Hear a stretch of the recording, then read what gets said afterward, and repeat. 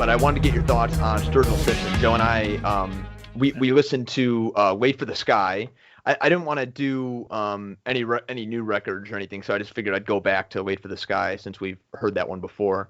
So we listened to that, but we finished up and thought, well, what the fuck? Let's listen. We were both just in the mood to listen to another record, so I had Joe pick one, and so we just listened to "Sound and Fury." Yeah, again. well, I mean, why not? Yeah, exactly. It's because it's fantastic. So we listened to it and then kind of just talked about that record itself and just seeing him live. So just talk about that for a minute. How'd you enjoy the concert, the record, whatever. So Joe and I just got done listening to Sound and Fury in its entirety. We've heard it before, of course. Yeah, and we saw it live. So just what do you think, man? Well, the concert was amazing, but I think what I'd say most is like "Remember to Breathe" is such a relevant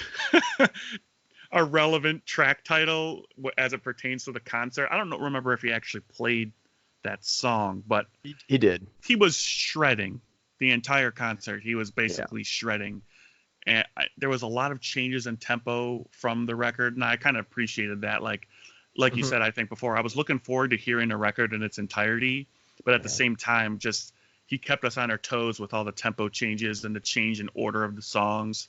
I am like a bass loser, so so of course the acoustics of the like being in a big arena like that, the bass can kind of get lost, especially within a more complex part. Their bass player's amazing, by the way. Chuck Bartels. His band, he's amazing. He's really talented. But I mean, overall, I was just thrilled with the entire concert. I had a good time. Well, to compare from like the concert to the album, it's funny. I've already picked out like favorite songs, and then there's other songs, and I'm just like, it's okay. But it's all impressive. The whole thing is impressive. What he did. Yeah, I wish this would have gotten more critical acclaim because his last record did. It was like the country album of the year. Sailor's Guide? Yeah. Yeah, won Grammys and shit. Yeah. So I was hoping this would get the same kind of acclaim, but it didn't. I don't really put too much stock anymore into the Grammys and into critically acclaimed stuff anymore. That's a good point. It's all a money making. You know what I mean? Good music is good music, no matter if it's critically acclaimed or not. Yeah. Yeah, this is just I love it so much. I wish we saw it live in Pittsburgh. He played a great show.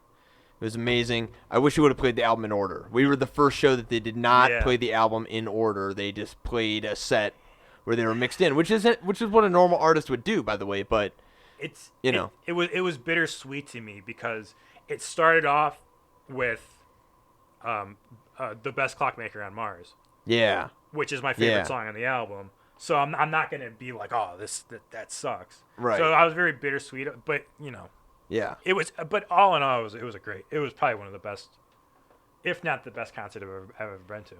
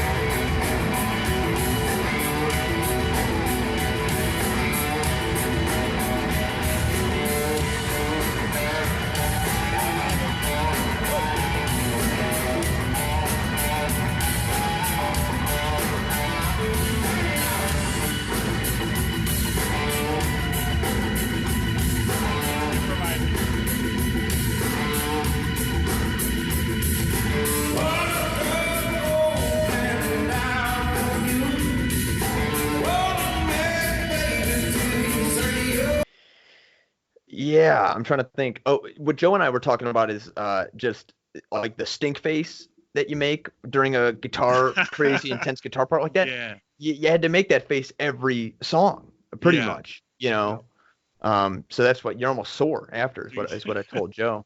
No, I definitely like. Have you ever been? I was thinking about this. Have you ever been to an actual like rock concert like that before, where the guitars just like melt your face off? No, that's what I found it overwhelming a little bit. Yeah, me It too. was like tough to keep up with because when you get into those guitar solos, when you're live, it's so loud. Like you're just into the whole show. It's dude. And every goddamn song had I don't know if it was right. Those lights, the fucking lights during that show, man. It was crazy how it filled the whole place. So like just the way watch it on the walls. And so stuff, the fact that the whole room was flashing on and off, like it was whoa, it's trippy in that way. Yeah, that was cool. And I was sleep deprived also. I was up. Oh yeah, I was up that like whole day. I was up for like over 24 hours. So I'm sleep deprived and I'm watching this light show, and I'm like. And I'm thinking, it was just wild. Well, it was crazy too because the lights culminated with like crazy guitar parts. Oh, and the guitars were loud. So you're already into it, like, and like you got the lights. It was that overwhelming. You got that stink face on where your face is like frozen in time. It's like, yeah, you're almost sore after because there were so many goddamn guitar solos that make you make a face like that. Yeah, you got to stretch. Yeah, get up and stretch.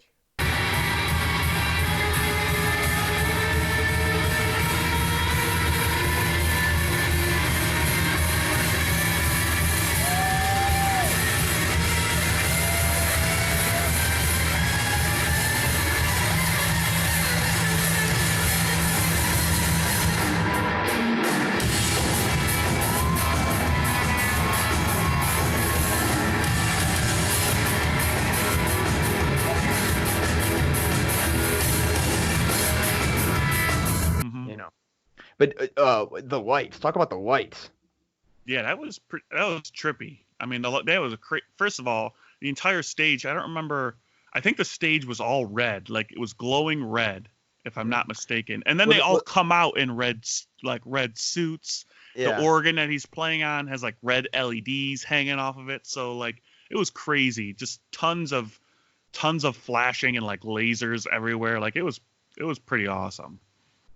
Yeah, but Joe picked up on they would change the lights, so they'd be red if he was playing something off of the new record. They would be red, and then if you did something from Sailor's Guide, they would go to blue lights. Oh, I didn't notice that. Yeah, that completely I completely missed out on that. Yeah, wow, that's fucking cool. Although he finished with Call to Arms, and I think that was just they kind of abandoned that whole thing, and it was just red, and that was when the right. The lights in the back that filled the entire arena. Yeah. We're going off. So. I'm surprised they didn't flash one of those seizure warnings on the little screens there before he started playing that. I'm always surprised, but it's got to be in the fine print because I've been to even pro wrestling events that have crazy lights, and I'm like, Jesus, if I were epileptic, this would 100% induce a seizure. Hey man, what a way to go. Yeah, that's right. I don't want to go if I was epileptic. Right. Yeah, right. It would have improved the concert even more. Yeah. But yeah, I as far as this record's concerned, we talked about it. I remember listening to it for the first time. When they first started releasing, they released like a video for it or like a hint of a video for it. A teaser. Yeah, I remember thinking did they just pick some random music or is that really the music from the record? Because it sounded so weird, like from Sing Along. It was like whatever, like the synth part of that song, and it was like. I don't know. It sounded so foreign. Off-putting. Yeah, I really just didn't. I'm like, did Sturgill, is that his music or?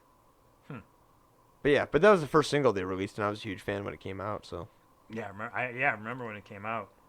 It definitely was just looking forward to him just releasing another record after the last two that were amazing. Sailor's Guide and Metamodern Silence are great records. So, how is he gonna? That was my whole interest. It's like, okay, well, how's he going to follow that up? Yeah. Because you could see him continue to evolve through his first album, which is like a country record. His second album is country, but I don't really know how to explain it. But it's not country. It is. He maintained he did Life of Sin on that record. Great song. Hard ass country song. So he maintained that root, but he still. It's like outlaw country. Yeah, he started to venture into more psychedelic territory, and the whole space theme, metamodern sounds in country music, Yeah, it's like that's what I tell people. Like when I tell people about Sturgill or Simpson, they say, "Well, what kind of music does he play?" I just say he does psychedelic country, Yeah. outlaw country, psychedelic outlaw country is what I would say.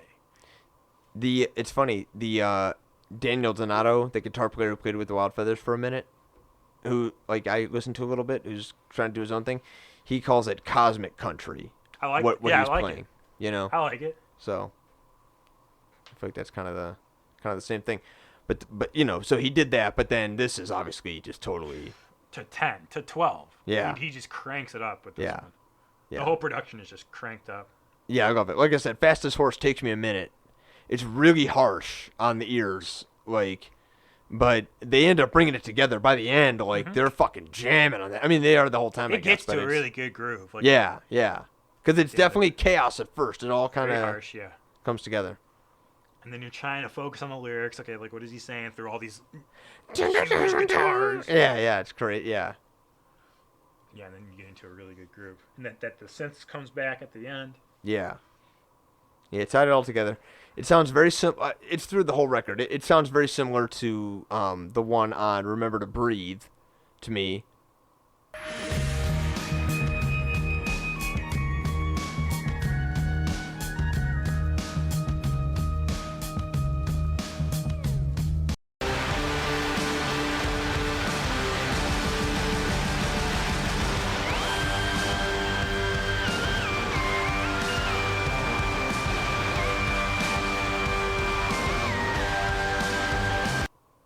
Dun, dun, dun, dun, dun, dun, dun, dun, dun. So it sort of does the same thing. I don't know.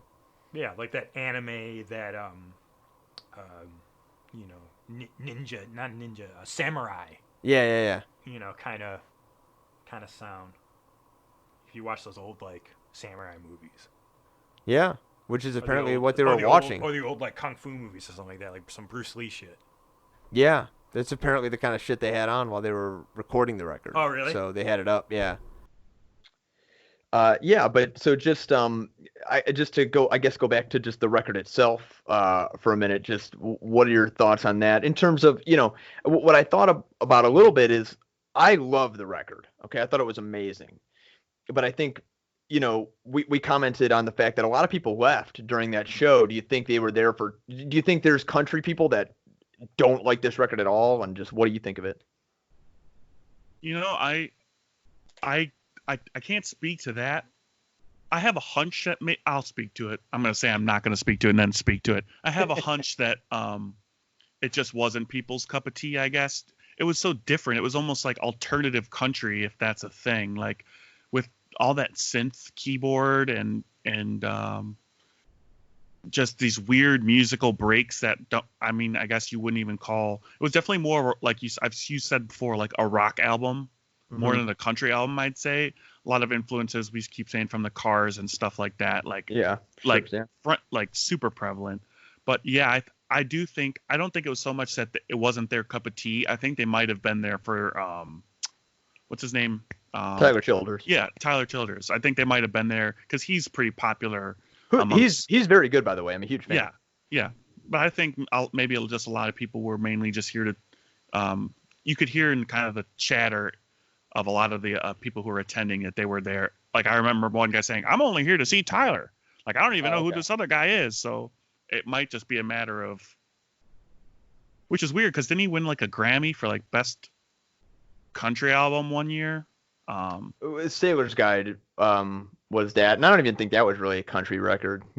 It's his voice. He's like a country singer's favorite country singer. You know what I mean? He's kind of got that OG vibe to him. I think he's probably well respected amongst the community, but maybe not so much amongst general fan base. Is my hunch. Yeah. But I think he's amazing, and I really enjoyed, especially his last record was just fucking phenomenal.